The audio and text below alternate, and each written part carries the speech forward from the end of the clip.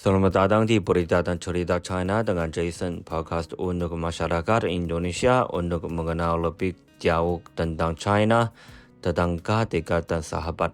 Berita utama hari ini termasuk jumlah korban jiwa akibat gempa di China Barat Laut bertambah jadi 113. Tim ahli medis dikirim ke Gansu yang diguncang gempa bumi. China aktifkan tanggap darurat level 4 untuk gempa bumi di Provinsi Gansu. Xi Jinping desak upaya pencarian, penyelamatan, dan bantuan maksimal pasca gempa magnitudo 6,2 di Gansu, China. Kapal pengembang laut pertama buatan China mulai uji coba pelayaran.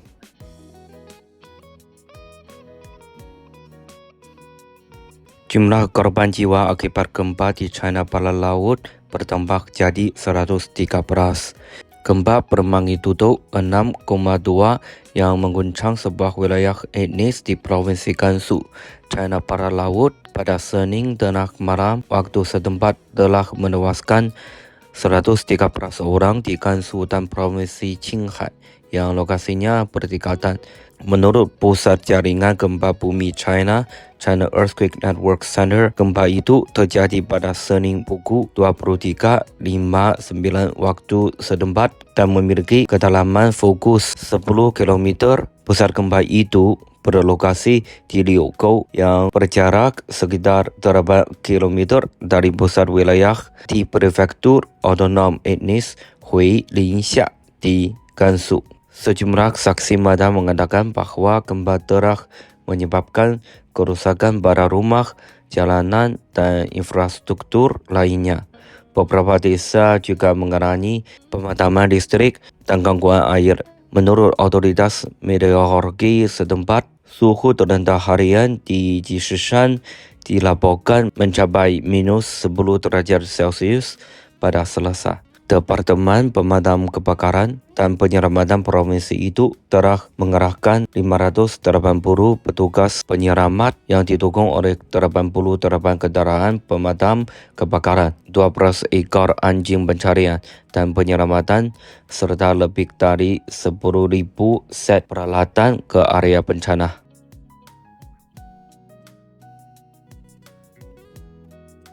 Tim ahli medis dikirim ke Gansu yang diguncang gempa bumi. Menyusul gempa bumi bermagnitudo 6,2 yang terjadi di Provinsi Gansu, China Barat Laut pada Senin malam waktu setempat, Komisi Kesehatan Nasional China National Health Commission China pada Selasa mengumumkan bahwa sebuah tim ahli medis telah dikirim untuk membantu daerah yang terdampak gempa.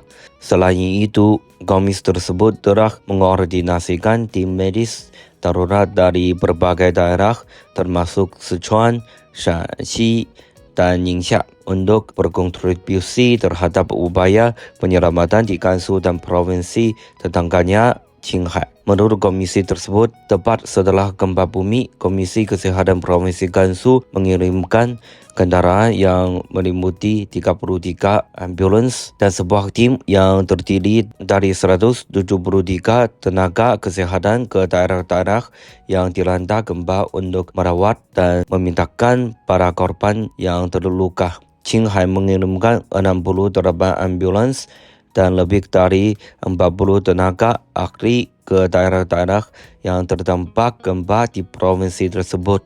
Hingga Selasa pukul 6.30 pagi waktu setempat, lebih dari 300 orang yang terluka di daerah-daerah yang dilanda gempa bumi tersebut telah dipindahkan untuk mendapatkan perawatan, kata komisi itu. Lebih lanjut, komisi tersebut menekankan komitmennya untuk mengerahkan lebih banyak pasukan penyelamat medis jika diperlukan, memastikan keamanan dan keselamatan masyarakat di daerah-daerah yang terdampak bencana semaksimum mungkin.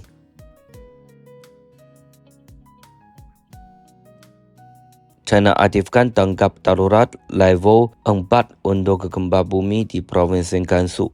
Komisi Nasional China untuk Pencegahan, Pengurangan dan Bantuan Bencana beserta Kementerian Manajemen Kedaruratan China telah mengaktifkan tanggap darurat bantuan bencana level 4 pasca gempa bermagnitudo 6,2 yang mengguncang wilayah Jishishan Provinsi Gansu, China Barat Laut pada Senin tengah malam waktu setempat. Sebuah tim kerja telah dikerahkan ke daerah-daerah yang terdampak guna menilai dampak bencana dan memberikan bantuan untuk operasi bantuan setempat. Bekerjasama dengan Administrasi Pangan dan Cadangan Strategis Nasional, China Food and Strategic Reserves Administration, China, kedua departemen tersebut telah mengalokasikan pasukan bantuan bencana ke provinsi itu. Pasukan bantuan tersebut meliputi tenda keduan, mantau, selimut, dan ranjang lipat.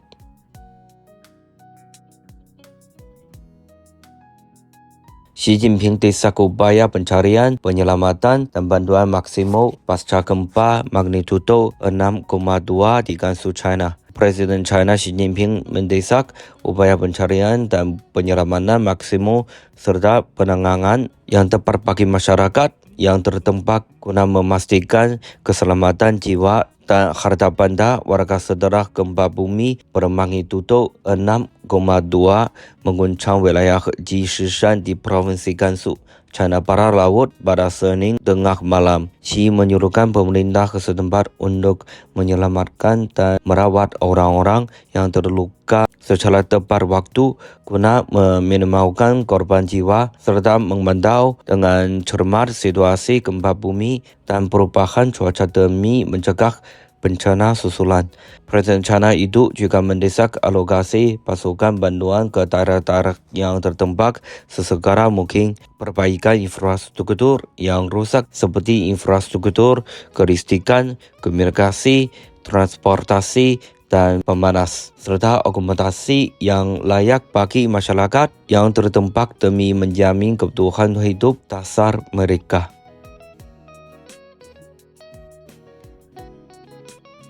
Kapal pengembang laut pertama buatan China mulai uji coba pelayaran. Kapal pengembang buatan dalam negeri pertama China telah secara resmi diberi nama Mengxiang Impian. Kapal ini memulai uji coba pelayarannya pada Senin, menandai sebuah pencapaian di bidang eksplorasi sumber daya laut dalam di negara tersebut. Dengan panjang 179,8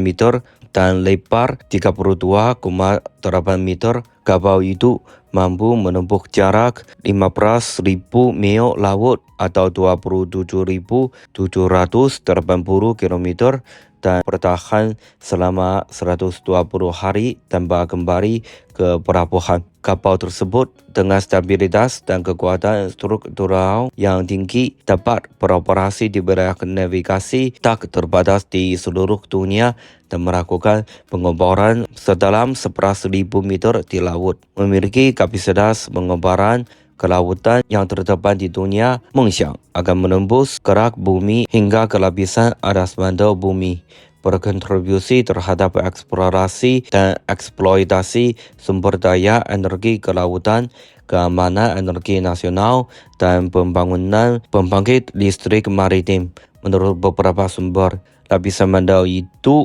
yang mencakup 4/5 volume bumi dan 3/4 massa bumi, penuh dengan misteri ilmiah yang perlu dieksplorasi oleh para ilmuwan.